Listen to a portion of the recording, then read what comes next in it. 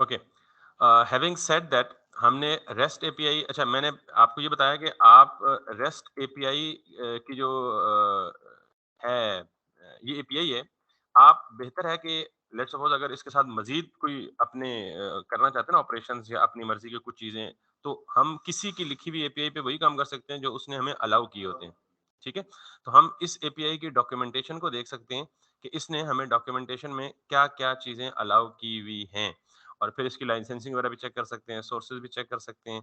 अच्छा, अभी हम अगर यहाँ पे जाएँ, तो हमें पता नहीं मुझे कहाँ डॉक्यूमेंट मिलेगी। मैंने कभी बाय द वे इसकी डॉक्यूमेंटेशन देखी नहीं है और ऑल एंड पॉइंट्स, अच्छा ये वर्ज़न 2 तो वर्ज़न 3 भी आ गया है। चलिए ये भी अभी हमने देखी है। तो आप कहीं ढूँढ सकते हैं फ़िल्टर रिस्पॉन्सेज़ या वगैरह-वगैरह। अगर कहीं इसकी डॉक्यूमेंटेशन गिवन ना हो, तो इसका मतलब ये है कि इसने सिर्फ़ एंड पॉइंट्स ही दिए हुए हैं, बाकी इसने कोई सपोर्ट नहीं दी हुई। अब नॉर्मली फॉर अंडरस्टैंडिंग पर्पसेस या for demo purposes of our application, क्योंकि हमारे पास डेटा तब होगा जब हम अपना बैकएंड लिखकर अपने सर्वर पे अपनी एप्लीकेशन के मुताबिक डेटा को स्टोर करेंगे।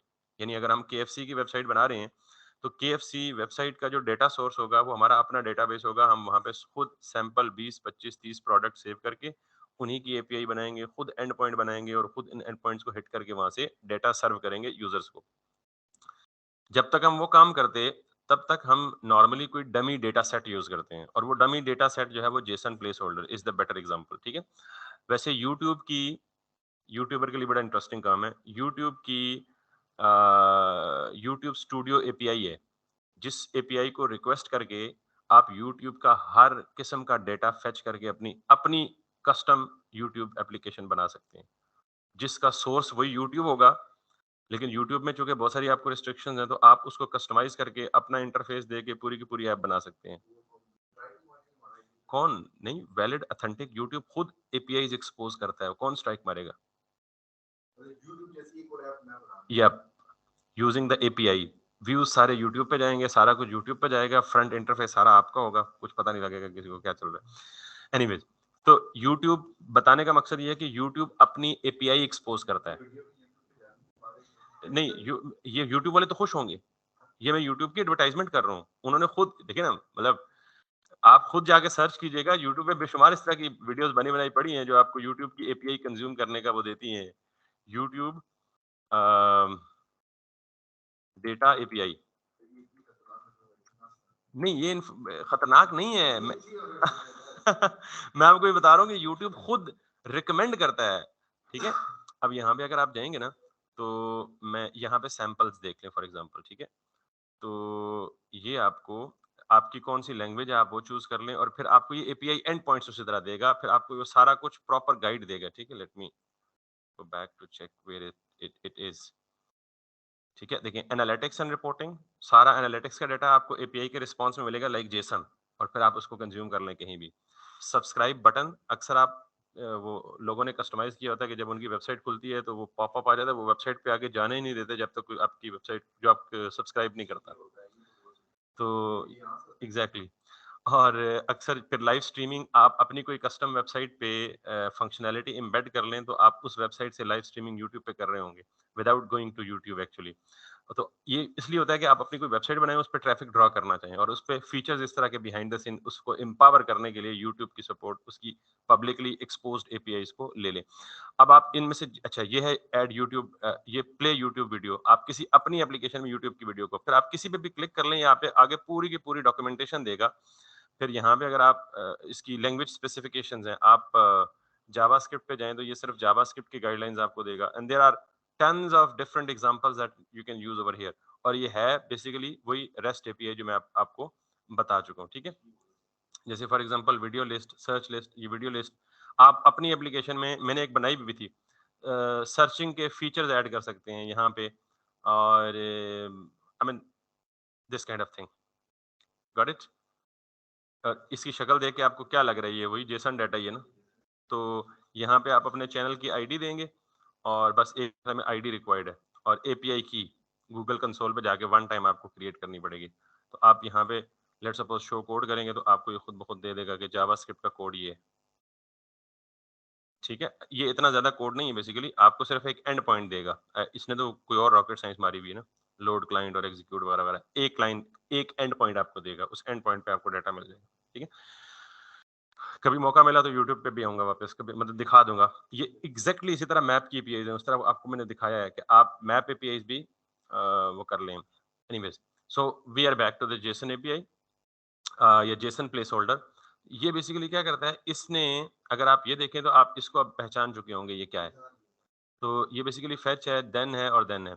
अगर आप थोड़ा सा नीचे जाएं तो जेसन एपीआई ने सैंपल डेटा दिया हुआ है जिसमें 100 पोस्ट्स हैं, यानी फॉर एग्जांपल ये एक ब्लॉग काइंड ऑफ डेटा है, ब्लॉग का डेटा है। 100 पोस्ट्स हैं, 500 कमेंट्स हैं, 100 एल्बम्स हैं, 5000 फोटोज हैं, 200 टू डूज हैं और 10 यूजर्स हैं। और ये जेसन की एपीआई कौन कौन से मेथड अलाउ करती है देखें। गेट, रिक्वेस्ट, एंड पॉइंट की है पोस्ट, यानी पोस्ट्स को गेट रिक्वेस्ट भेजेंगे। Let me click on that, तो ये आपको क्या देगा, पूरी की पूरी 200 पोस्ट से दे देगा। और ऊपर इंपॉर्टेंट चीज देख लें, ये है आपका रूट यूआरएल एड्रेस और साथ में क्या है स्लैश। अच्छा, इस स्लैश पोस्ट में से /1 करें तो इन पूरे के पूरे पहली पोस्ट आ जाएगी।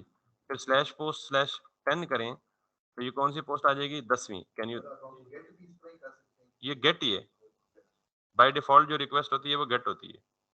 ठीक, और फिर आप अगर वापस जाएं पोस्ट्स पे तो ये आ जाएगा, और फिर अगर आप पोस्ट्स को हटा दें तो फिर ये आ जाएगा। तो इसका मतलब ये है कि जेसन प्लेस होल्डर ने आपको एंड पॉइंट्स भी दिए हुए हैं और आपको सैंपल डेटा भी दिया हुआ है ताकि आप इसके साथ खेल सकें और अपनी एपीआई की रिक्वेस्ट्स को कर सकें।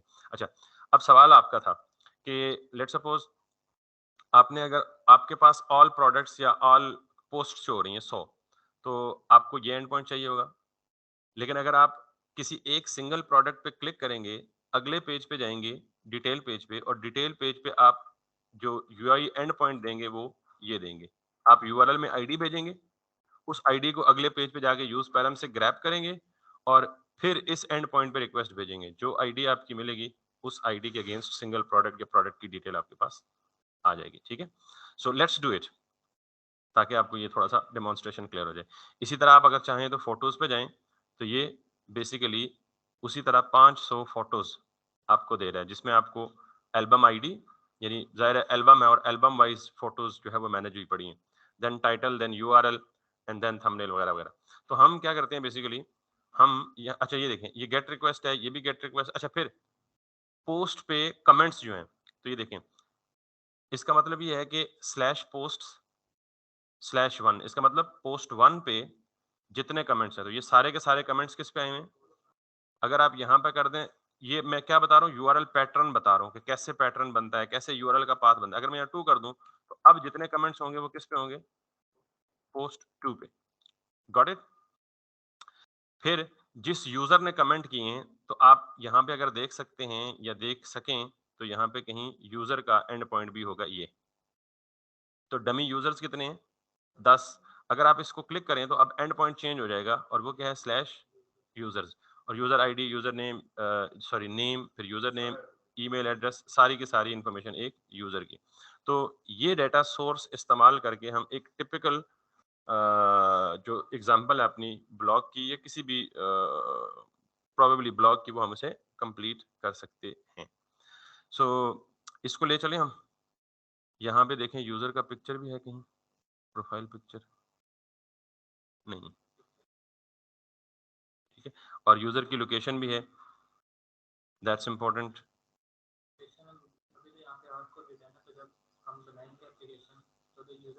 ये हार्ड कोडेड नहीं होती। जब आप किसी यूजर का डेटा सेव करते हैं ना, तो कल मैंने आपको जावास्क्रिप्ट का एक फंक्शन दिया था, यूजर की लोकेशन पिक कर लें। तो जब आप यूजर को कहते हैं ना एंटर योर लोकेशन, अब यूजर को अपने लेट लॉन्ग तो पता नहीं होते, तो वहां पे मैप दिखा दिया जाता है और ऊपर आपको कहता है जी कि आप स्लाइडर घुमा के अपनी मर्जी की जगह पे रखें जो आपकी करंट लोकेशन। नहीं, हम खुद कस्टमाइज करेंगे ना। जब हम यूजर से इनपुट फॉर्म लेते हैं ना, तो हम इनपुट फॉर्म में लोकेशन की जगह मैप शो कर देते हैं। वो ऊपर एरो उसमें घुमा के अपनी लोकेशन पे रखता है, तो वो मैप जो है हमारे पीछे जावास्क्रिप्ट में लिखे गए फंक्शन की वजह से उसके लेट लॉन्ग खुद पिक करके सेव कर लेता है। ये हार्ड कोडेड नहीं है। किसी को क्या पता कि मेरी लोकेशन के लेट लॉन्ग क्या है, आपको पता है? और फिर आपकी लोकेशन एक थोड़ी रहती है। एक आप वेबसाइट यहाँ यूज कर रहे हैं, दूसरे दिन अपने घर में यूज कर रहे हैं, तीसरे दिन अपने गांव में यूज कर रहे हैं, तो कौन इतना अवेयर है, सारे लेट लॉन्ग जो है तो इसलिए ये लोकेशन पिक करवाते हैं हम किससे? डिवाइस से, जहां हमारी डिवाइस की लोकेशन होती है। Anyways, I think enough theory. लेकिन ये थ्योरीज के कुछ पॉइंट्स, कुछ चीजें जरूरी होती हैं आपके दिमाग खोलने के लिए कि दुनिया किस तरह काम कर रही है। अब हम वापस आते हैं अपने इस पे, और हम थे कहाँ पे? इस पॉइंट पे कंट्रीज पे थे। अच्छा, पहले उससे भी इम्पोर्टेंट, अब ये कुछ डिले आ रहा है, और कल मैंने आपको खुद स्लो 3G की सिमुलेशन करके दिखाया था कि ये डिले ज्यादा आ रहा था। तो हम क्या करते हैं, नॉर्मली मैंने द्रास की वेबसाइट ओपन की थी कि हम जब तक हमारी डेटा लोड नहीं होता तो हम क्या करते हैं, कोई ना कोई लोडर शो कराते हैं। So let's have a look at that. तो ये मेरा डेटा लोड हो रहा है, और बल्कि यहाँ पे मैं एक काम करता हूँ, मेरा डेटा जो है वो किधर शो हो रहा है? कंट्रीज में। तो मैं क्या कहता हूँ जी कि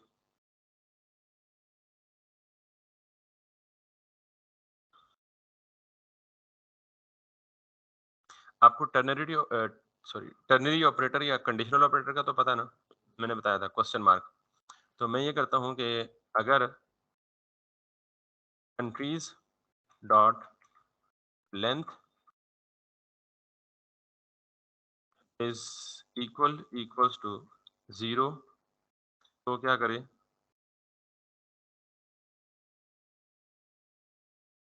एक H1 शो करे, अदरवाइज ये मैप लगा दे, और इस H1 में क्या शो करे?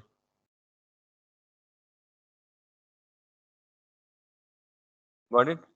अब जब तक एपीआई पे रिक्वेस्ट, अच्छा ये एक तरीका ये है, दूसरा इससे ज्यादा आसान तरीका है। मैं जरा उस पे जाता हूँ पहले। मैं यहाँ पे एक लोकल स्टेट बना लेता हूँ।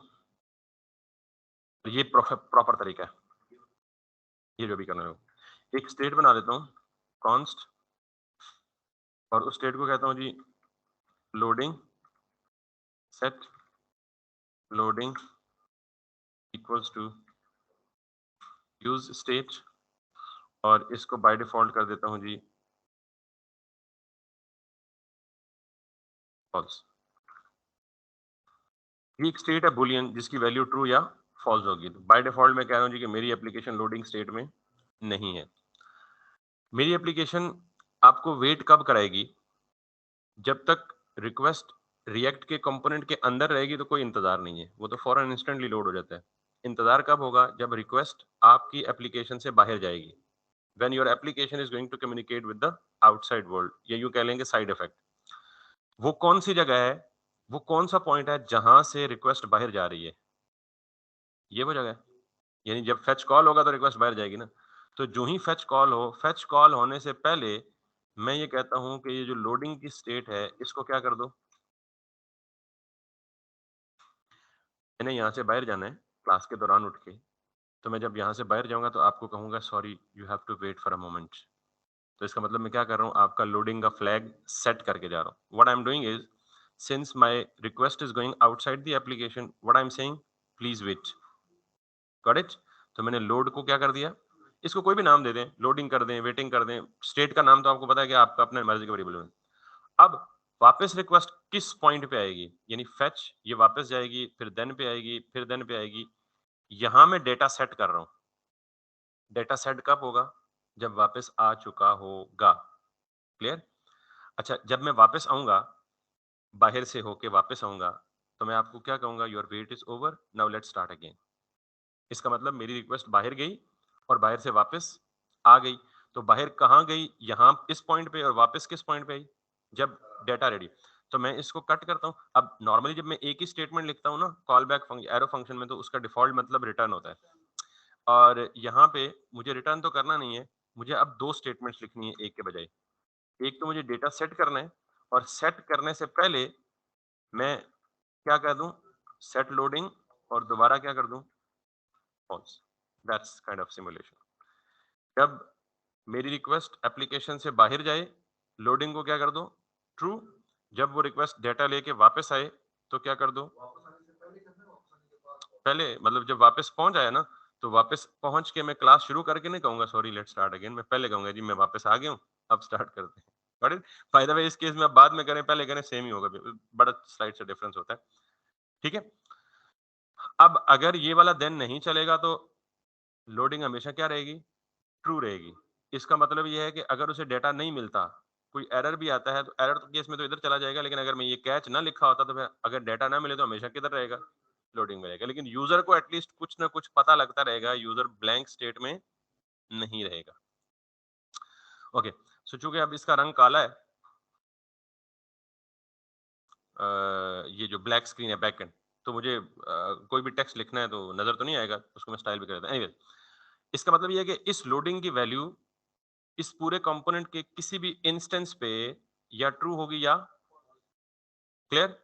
अब ट्रू कब होगी, जब रिक्वेस्ट हमारी एप्लीकेशन से बाहर होगी, और फॉल्स कब होगी, जब रिक्वेस्ट या तो गई नहीं होगी या वापस आ चुकी होगी कंप्लीट। अभी कुछ नहीं लिखा होगा ना, अभी तो मैंने सिर्फ लोडिंग का आपको हैंडल। अब मैं इस लोडिंग के वेरिएबल को उठाता हूं और मैं कहता हूं जी कि इफ लोडिंग ट्रू, तो क्या करे, ये लोडिंग, और एल्स में ये करे। आपको पता है कि अगर इसकी वैल्यू ट्रू होगी तो ट्रू के केस में ये वाला ब्लॉक चलेगा, एल्स वाला इग्नोर हो जाएगा, टर्नरी ऑपरेटर। और अगर ये कंडीशन फॉल्स होगी तो ये इग्नोर हो जाएगा और ये सारा ब्लॉक चलेगा। अब जब तक रिक्वेस्ट बाहर होगी तो लोडिंग की वैल्यू क्या होगी, ट्रू होगी। जब तक रिक्वेस्ट बाहर होगी तो लोडिंग की वैल्यू क्या होगी, जब लोडिंग की वैल्यू ट्रू होगी तो स्क्रीन पे क्या नजर आना चाहिए, लोडिंग। अब जब रिक्वेस्ट या तो गई नहीं होगी या वापस आएगी, वापस आ चुकी होगी, तो लोडिंग की वैल्यू क्या होगी, फॉल्स। तो जब तक ये फॉल्स होगी तो ये तो नहीं चलेगा, फिर क्या चलेगा, एल्स पार्ट चलेगा। इसका मतलब डाटा आ चुका होगा। Let's demonstrate it. अच्छा, कलर भी दे देते हैं, यस यू आर राइट। और आपको पता है कि JSX में, वालेकुम सलाम, हम स्टाइल जो है वो ऑब्जेक्ट की फॉर्म में देते हैं, ठीक है। सो लेट अस,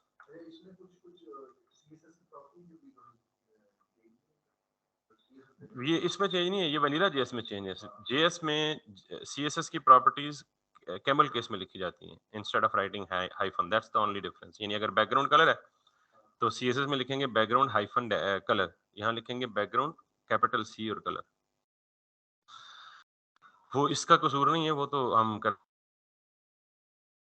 वो तो जावास्क्रिप्ट में CSS की प्रॉपर्टीज कैमल केस में लिखी जाती हैं। एनीवेज, सो अब अगर मैं इसको करता हूँ रिफ्रेश, लोडिंग, और जो ही डाटा वापस आया तो ये वापस आ गया, ठीक है। वापस करें, लोडिंग। अब मतलब वहां पे हमने फ्लैग सेट कर दी है, मतलब कि ये हो तो ये हो, एग्जैक्टली बता दिए भाई, जब वो वाला जब ट्रू चलेगा तो ये और ये हो, एग्जैक्टली।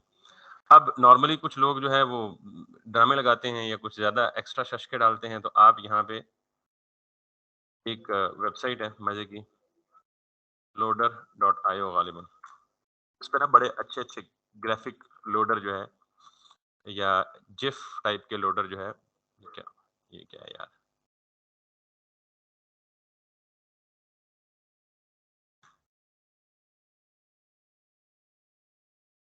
लोडर आयो नहीं, लोडिंग आयो।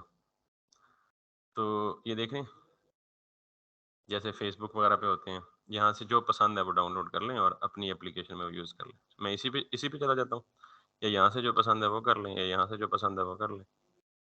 So let's see which ever, चलो हम ये उठा लेते हैं, ठीक। और यहाँ से कलर शलर चेंज करना हो कर लें। ये डाउनलोड विद फ्री लाइसेंस में, फ्री लाइसेंस में ये ऑप्शन है, बाकी भी बहुत सारे ऑप्शन हो सकते हैं। तो हम क्या करते हैं, जिफ करते हैं, बिकॉज आपको पता है वेब पेज पे जिफ जो है वो एनिमेट होता है। सो मैंने इसे, मुझे गूगल पे लॉगिन करने का ये कहेगा, सो हम लॉगिन कर लेते हैं और अब मैं इसको डाउनलोड करता हूँ, फ्री डाउनलोड। ये देखें, ये यही हो रहा है, जब तक प्रोसेसिंग हो रही है उसने पीछे फ्लैग ही सेट किया, ठीक है। सो अब हमारे पास जिफ आ गया। इस जिफ को किधर गया, इस वो लोडिंग वाले जो हेडिंग है ना सिंपल, उसकी जगह आप इसको कट करें। किधर है हमारा ये प्रोजेक्ट, सॉरी, ओके, ये वाला। तो यहाँ पे आप जाएं, सोर्स के अंदर, यहाँ पे जैसे KFC का लोगो रखा है ना, वैसे ये रख लें और इसको नाम दे दें लोडर। और आप यहाँ जाएं और इस H1 की जगह आपको क्या यूज करना है, लोडर यूज करना है। तो आप इसको क्या कर लें, import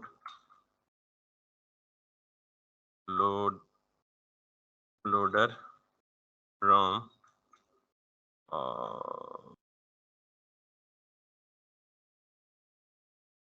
इसमें है या इससे भी पीछे OADR डॉट GIF, ठीक। और यहाँ पे H1 की जगह image नॉट ऑटो कंप्लीटिंग, एक तो ये बड़ा तंग कर रहा है।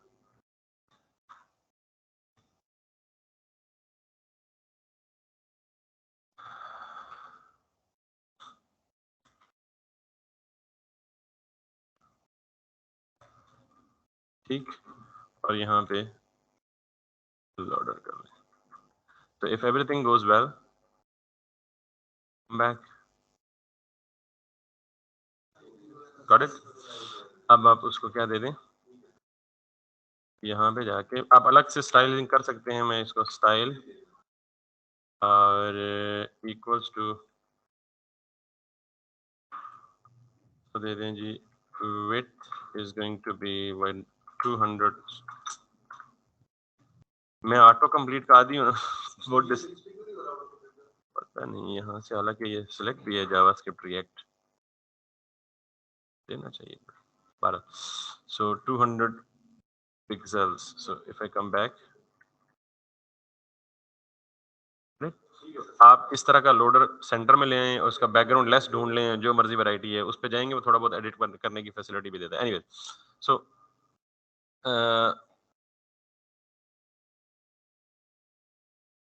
तो अब हाँ, हम बेसिकली ये तो हो गया। अब आपका सवाल था जी कि हमने क्या करना है, हमने इसके क्लिक पे एक जिस कंट्री के ऊपर क्लिक हो उसी कंट्री की डिटेल ओपन हो जाए। तो मैंने आपको 2-3 पॉसिबिलिटीज थ्योरेटिकली बता दी हैं, पता नहीं वो ऑफलाइन थी या रिकॉर्डिंग में आई हैं।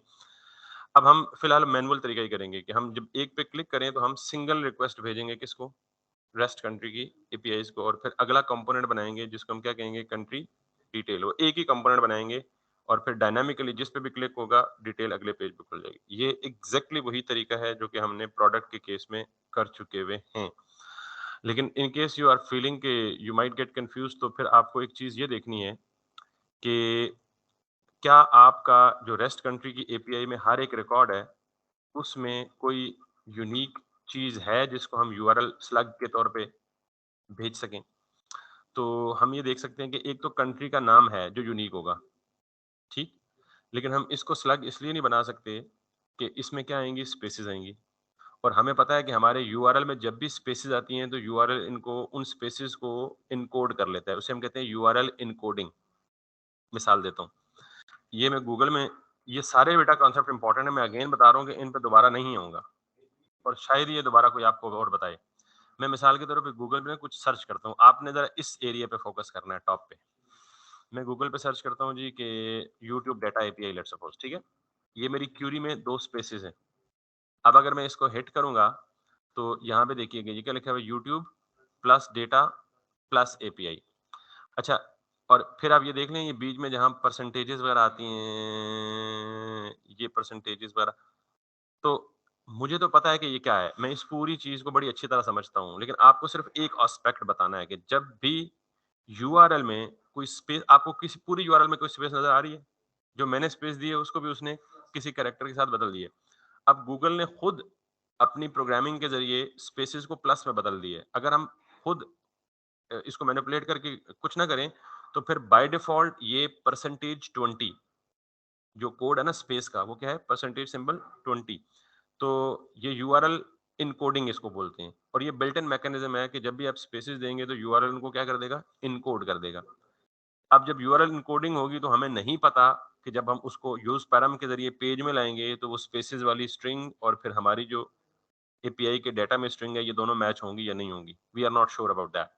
इसलिए हम खुद से ऐसी कोई रॉकेट साइंस बनाएंगे कि जिससे हमें हमारी मर्जी का काम जो है वो अचीव हो सके। अब उसके लिए पॉसिबल क्या है कि मुझे पता है कि इस पूरे कंट्री में, let's see, I mean let's take up name slash, अच्छा उसके बारे में मैं बताता हूँ। एरिया कोड यूनिक होगा लेकिन एरिया कोड हम यूज नहीं करेंगे। वजह, हमने साइमल्टेनियसली बहुत सारी बातों का ख्याल रखना होता है। हमने यूआरएल को मीनिंगफुल बनाना होता है एसईओ पर्पस के लिए।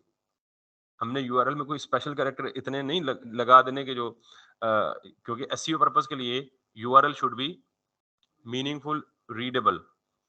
तो हम अगर कोड लगा देंगे तो हु सेज कि किसने क्या सर्च किया है। आपको पता है कि लोग वेबसाइट की एसईओ पे बहुत ज्यादा पैसे खर्च करते हैं ताकि वो रैंक वगैरह, तो हम यूआरएल ही ऐसा बना दें तो वो उस वेबसाइट को जितना मर्जी एसईओ लगाते रहें, ये एक फैक्टर बीच में नेगेटिव काउंट होगा उसके। एनीवेज, तो एक तो यूनिक नेम, यूनिक पाकिस्तान है। तो अब पाकिस्तान के केस में तो स्पेस नहीं है, लेकिन अगर आप किसी और कंट्री में जाएंगे, जैसे साउथ अफ्रीका है, सऊदी अरेबिया है, यूनाइटेड अरब अमीरात, यूनाइटेड स्टेट्स है, तो इनमें क्या आ रही हैं, स्पेसेस आ रही हैं। तो फिर ये यूआरएल में मसला होगा। मसला तो नहीं होगा, मतलब यूआरएल को इनकोड कर देगा। फिर आप किसी और चीज को देखेंगे, इफ एनीथिंग। अच्छा, अगर आपको ये लगता है कि ये अल्फा 2 कोड जो है, लेकिन ये भी एसईओ में हम चाहते हैं कि यूआरएल में क्या है, पूरा कंट्री का नेम आए। अब अगला सवाल ये है कि जब नेम आए तो नेम में तो स्पेसेस हैं, तो इससे पहले हमने खुद स्लग बनाया या नहीं बनाया, तो हम उन स्पेसेस को टैकल कर सकते हैं। अगर यहाँ कोई और चीज ऐसी होती, एग्जैक्टली, लेकिन आईडी होती तो मैं प्रेफर ना करता उसको यूआरएल में, क्योंकि पर्पस बता रहा हूँ। आईडी से काम हमारा हो जाएगा, बट ठीक है। वैसे अगली बात में ये बताने लगा था कि रिएक्ट का जो फ्रेमवर्क है ना नेक्स्ट, उसको कहते हैं ये प्रोडक्शन फ्रेमवर्क।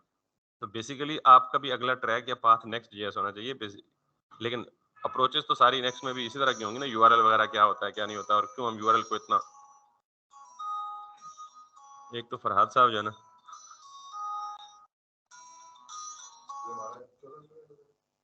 फरहाद साहब कर दिया आपको अलाउ?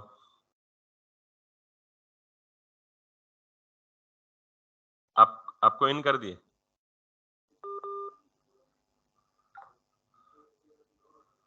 अच्छा,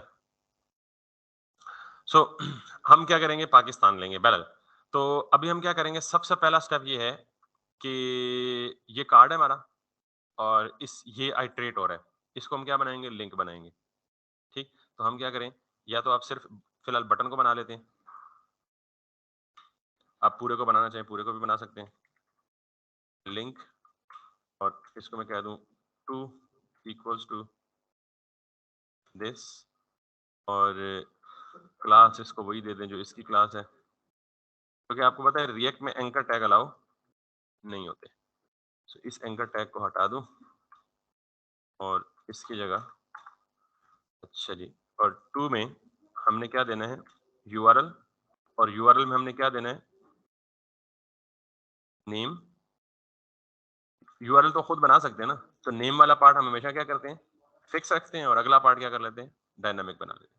तो आपको पता है कि जब हम डायनामिक बनाएंगे तो हम इसको यूं नहीं लिखते, बल्कि यूं लिखते हैं बैकटिक्स में, क्योंकि ये हमें अलाउ करता है डायनामिक पार्ट बनाना। स्ट्रिंग लिटरल बोलते हैं इसको, ये तो पता है ना स्ट्रिंग लिटरल क्या होता है।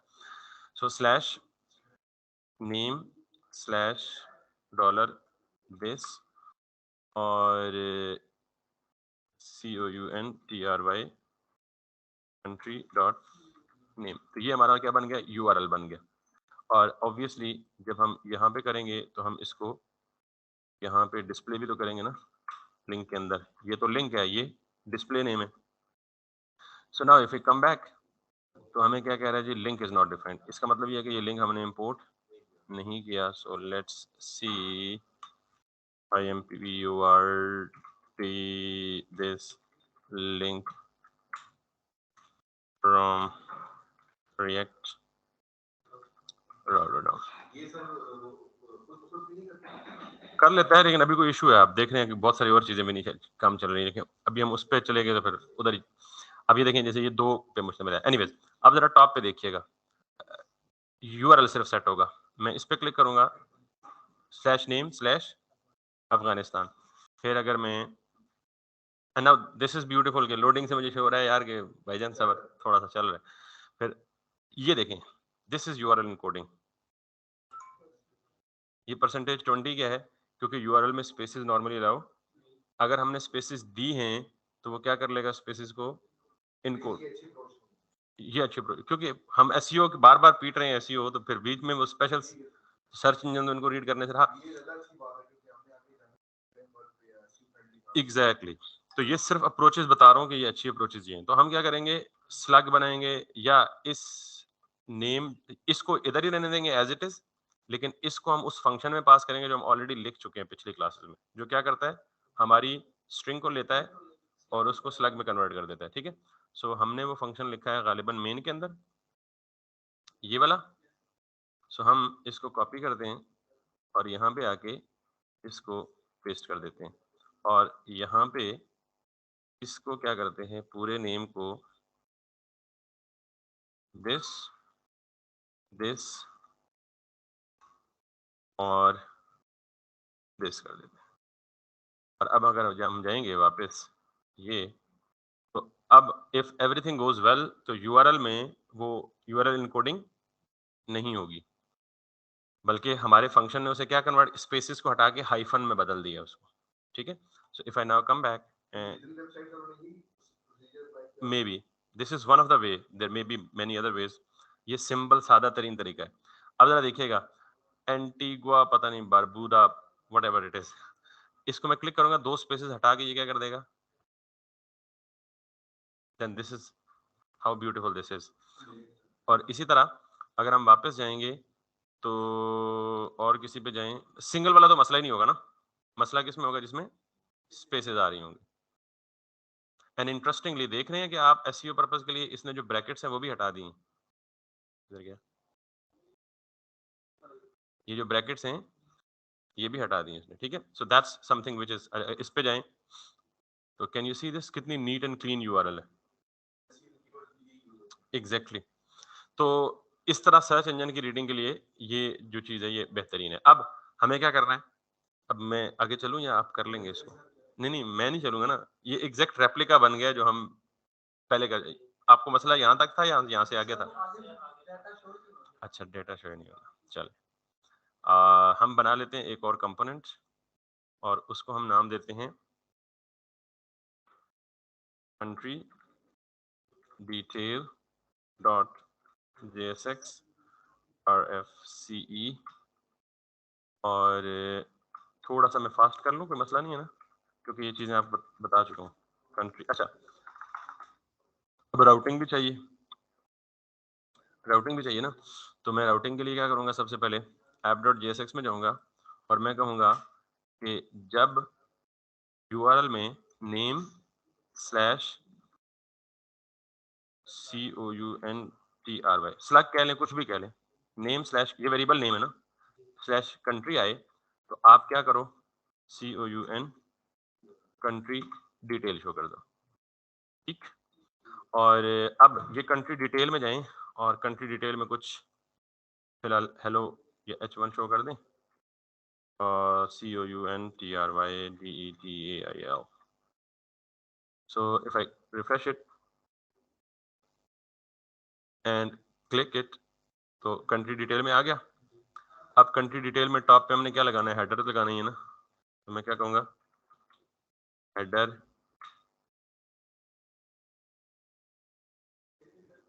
ठीक। और उसको क्लिक करने के लिए इस पे क्लिक करके हम कंट्री वाला ओपन कर लेते हैं, इस वाले बटन पे। ठीक है, ताकि हमें बार बार उधर ना जाना, मैंने क्लिक करें तो कंट्री डिटेल पे चला जाए। सो स्टार्ट एन ऑर्डर के लिए मुझे कहाँ जाना पड़ेगा, हेडर, और इसको मैं कर लूँगा लिंक, इसको कर दूंगा मैं 2 और इसको कर दूंगा मैं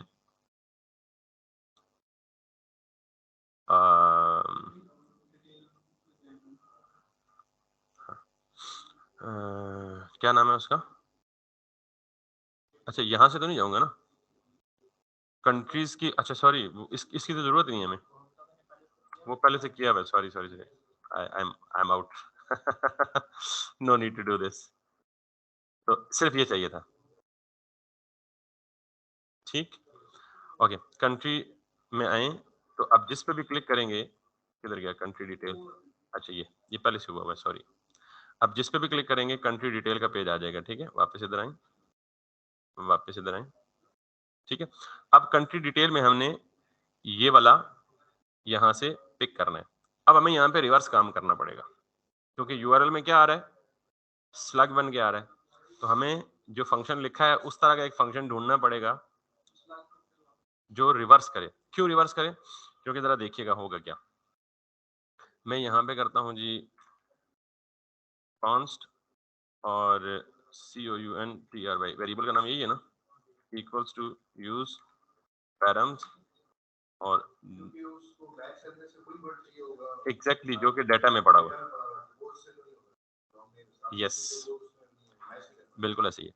सो अब अगर मैं इस कंट्री को उठा के यहाँ ले आऊँ और सिर्फ डिस्प्ले करा के आपको दिखाऊँ कि व्हाट एक्चुअली इज़ रिक्वायर्ड। यहाँ पे जाऊँगा तो ये देखिए, ये क्या लिखा हुआ है? अंगुइला। वापस जाऊँ और इस पे जाऊँ तो ये क्या लिखा हुआ है? Land island. इसी तरह वापस अगर जाऊँ, अच्छा एक और मसला है अब इसमें। नहीं, ये ए है ही नहीं। ए के ऊपर टोपी देख रहे हैं? इसका मतलब ये इंग्लिश का वर्ड नहीं है। Can you see this?